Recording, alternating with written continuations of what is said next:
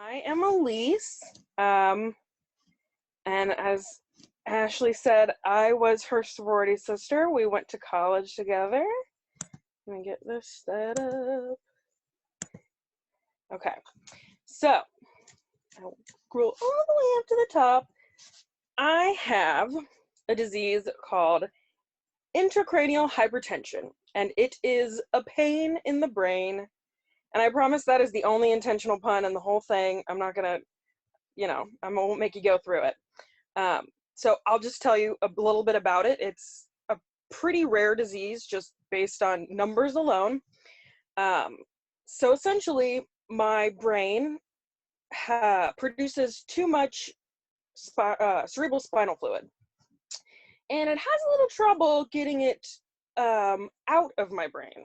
So the buildup in the brain, leaves a little bit of desired, and the backup causes some symptoms that are very similar to brain tumor symptoms.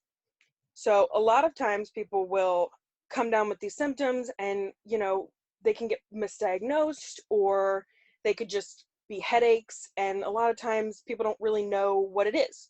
It's very misunderstood. It has like 3 different names.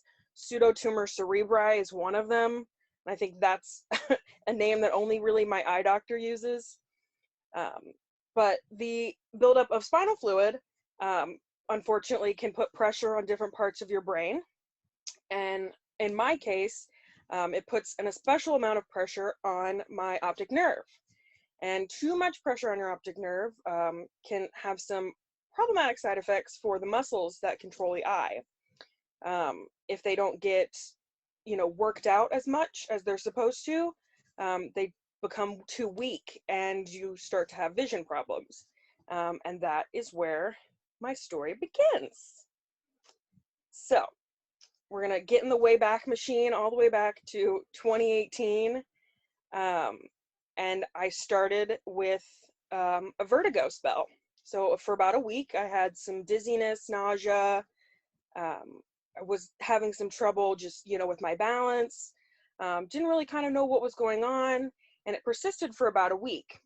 I called my doctor. They didn't really know what was going on. They thought maybe I had like a sinus infection, just something like that, and they prescribed me some steroids.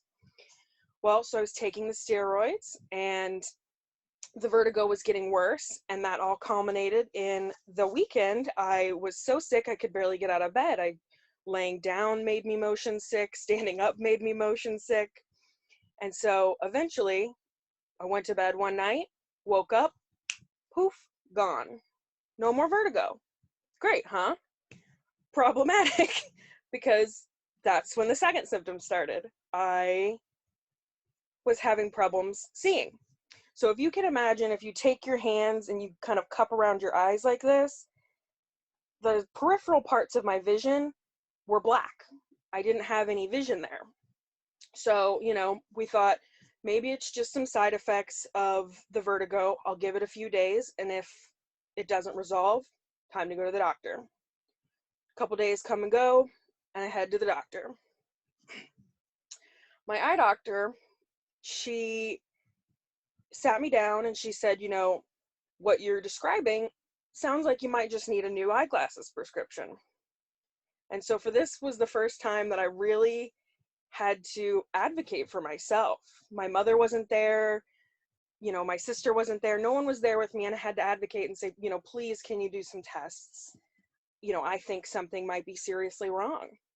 And so we did some tests, and they looked at the back of my eye, and lo and behold, on my optic nerve, there was what they call a papilledema, so some swelling. And the swelling, as we said before, could be a brain tumor, or it could be this very rare condition. Her first thought was, unfortunately, that it could have been a brain tumor. So then, she has to sit me down in an eye doctor's office all alone and explain, you might have a brain tumor and we need to get you in to see an ophthalmologist immediately. And I was like, well, I guess that's what we're doing. So off to the ophthalmologist we go. He orders some MRIs because, got to double check for that brain tumor. Lo and behold, scans were clean.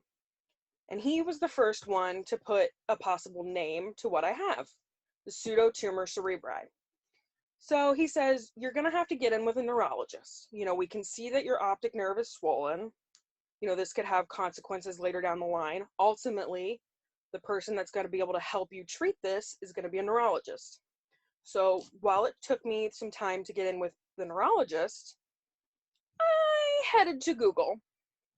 And, you know, as we all know, the internet is the Wild West in sometimes.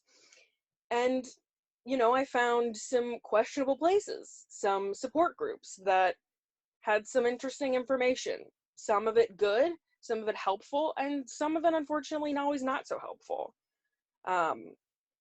Fortunately, I was lucky enough to come across an organization all the way in the UK who specialized in this condition, and they had great resources, something, you know, that I was able to really learn about and take with me to my neurology appointment, something that I, you know, could have as a reference to be able to ask good questions and help me better advocate for myself. So armed with a little bit of knowledge, I head to the neurologist. And he says, unfortunately, we have to do some more tests. And then we have to do a lumbar puncture, which I'm a pro at by now. I think I've had like 3. And, you know, the important part of this is they check your spinal fluid, make sure that everything's healthy there, but they also want to check your pressure. Same as your blood pressure, your cerebral spinal fluid has some pressure that, you know, is what causes the condition. Well, mine ended up being elevated, go figure. We, you know, were able to start some medication, a diuretic, very heavy duty diuretic, to try and, you know, help my body, you know, back up with some of the production of the spinal fluid. And ultimately, that's where I am. I have a name, I have a little bit of information, and I've got, you know, some great doctors, and I have some great family. I'm very fortunate, honestly. My diagnosis, the whole process from my first symptoms to an official diagnosis took me 2 months. And in a lot of cases, that's almost unheard of. I was very fortunate to live in an area that, you know, has one of the leading, you know, facilities for, you know, neurological conditions, at least in my area. And so it was great for me to be able to, you know, learn about this and have some opportunities, but unfortunately, it's still an extremely rare condition. And I will give you some information. So in men alone, it is 0.3% prevalent of 100,000 people. Women, it is about 3.3%, and especially one of the risk factors is women who are of childbearing age with obesity, which I fall into that category, so that puts me at 19%. I think the last count at the foundation, there was a foundation. Unfortunately, they've had to shut down due to the COVID-19 pandemic. They just were not able to maintain their funding, and so we've lost another research organization dedicated to my disorder. But you know, they were, I think at last count, there were about 3,000 of us registered in the United States diagnosed for this condition. And now that that facility is, you know, gone, it's a pretty distinct amount of loss. And I feel very fortunate now that I'm in a good place emotionally. I certainly wasn't at the time. I mean, how do you cope as a 24-year-old with the possibility that, you know, you're going to go blind? And what do you tell somebody? You know, how do you get them through that? And I'm very fortunate. I'm in a place where, you know, my disorder is controlled with medication. In the future, there might be opportunities for me to have surgical intervention. And even in the future, I might go into remission. And I not will be cured, but will at least have the opportunity that this could all be in the past for me. And so for now, one of my, you know, distinct pleasures is that I can inform all of you. You all can sit and listen to me. I, you know, even if it's a possibility, you know, I'm of a relatively adult-like age. There's the possibility that maybe I could even set up a foundation, something to bring awareness to a disorder that, you know, people don't hear of.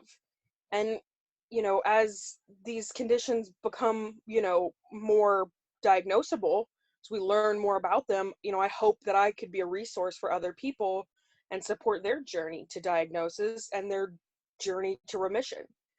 Even if that's not something that I necessarily can accomplish, you know, there's a lot of people out there that I really can hope um, that's the end of the line for them. That's the road. And so for me, that's my biggest driving force through this, is that I can assist other people, and I can be the train conductor and I can say, get on, you know, punch your ticket. We're heading to the end of the line, and the end of the line might be a cure. And for me, that's really important. And it's just something that I look forward to, and I will continue to look forward to, and continue to strive for. And, you know, that's really what is important to me about it.